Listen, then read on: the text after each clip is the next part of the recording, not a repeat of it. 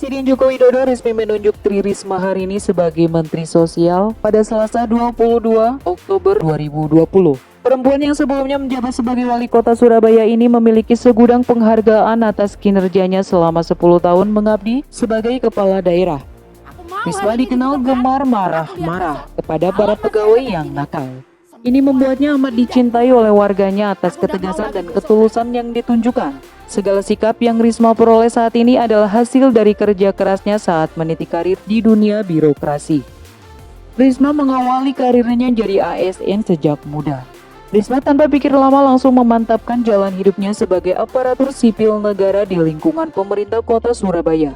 Ia sudah memulai karirnya sejak lulus sarjana dari Institut Teknologi 10 November pada 1997. Risma menjabat sebagai Kepala Seksi Tata Ruang dan Tata Guna Tanah Badan Perencanaan Pembangunan Kota Surabaya atau Bapeko Kota Surabaya. Pilihan jadi ASN ini diambil lantaran ayah Risma dulunya juga merupakan ASN. Menurut Risma, ASN merupakan profesi yang mudah meraih pahala dengan membantu masyarakat. Risma pun semakin serius dalam karirnya ini sehingga ia mengambil gelar S2 Manajemen Pembangunan Kota di ITS pada 2002. Kinerja baik Risma melancarkan karirnya sebagai ASN di Pemkot Surabaya. Ia pernah menjajal berbagai jabatan seperti Kepala Seksi Pendataan dan Penyuluhan Dinas Bangunan Kota Surabaya pada 2001, Kepala Cabang Dinas Pertamanan Kota Surabaya pada 2001, Kepala Bagian Bina Pembangunan 2002, dan Kepala Bagian Penelitian dan Pengembangan tahun 2005.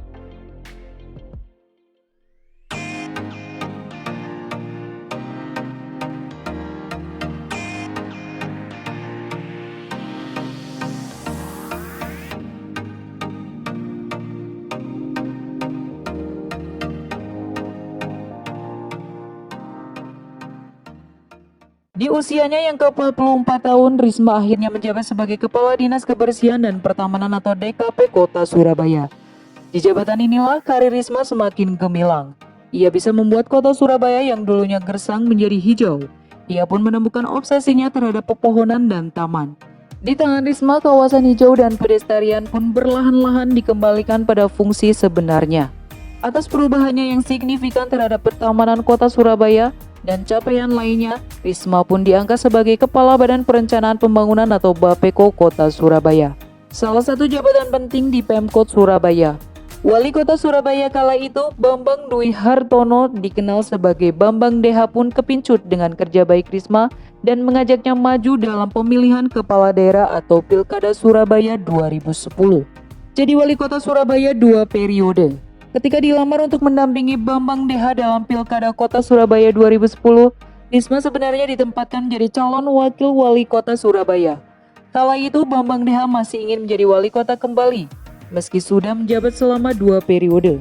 Namun gugatan yang dilayangkan Bambang Deha ditolak, dan ia tak bisa lagi menjadi wali kota. Akhirnya PDIP yang kala itu mengusung mereka menjadikan Risma sebagai calon wali kota Surabaya, sementara Bambang Deha jadi wakilnya. Pasangan Risma Bambang Deha sebagai petahana pun memenangkan Pilkada Kota Surabaya 2010 dengan perolehan 358.187 suara atau 38,53% dari total suara keseluruhan. Namun pada 2013 Bambang Deha mengundurkan diri dari jabatannya untuk maju dalam pemilihan Gubernur Jawa Timur. Jabatan Bambang Deha pun digantikan oleh Wisnu Sakti Buwana. Di masa jabatan pertamanya inilah image Risma yang tegas dan tak sungkan-sungkan marah jika ada suatu kesalahan mulai dikenal. Apalagi dengan adanya tragedi acara bagi-bagi es krim gratis yang berujung pada rusaknya Taman Bungkul pada 2014. Kemarahan Risma karena tamannya rusak menjadi pembicaraan publik di tingkat nasional selama berhari-hari. Sempat ingin jadi pengajar dan pedagang setelah lengser. Dengan image-nya di publik yang baik, PDIP pun kembali mengusung Risma sebagai calon wali kota Surabaya pada Pilkada Surabaya 2015. Risma masih dipasangkan dengan wakilnya kala itu, Wisnu Sakti. Setelah berbagai drama yang dialami, Risma Wisnu pun berhasil memenangkan Pilkada Surabaya tersebut dengan perolehan mutlak 893.087 suara atau 86,34%.